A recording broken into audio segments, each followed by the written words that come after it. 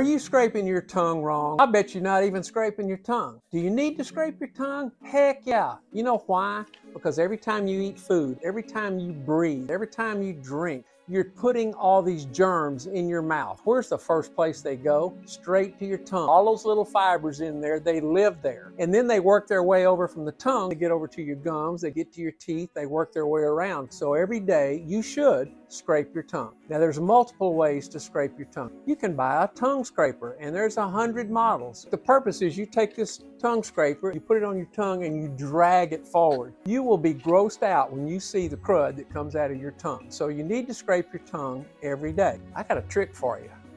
Here's my tongue scraper. Yeah, spoon, right? And you'll get all kinds of stuff out of there. Works great. There's another trick. Take your sonic toothbrush or any toothbrush, put it on your tongue.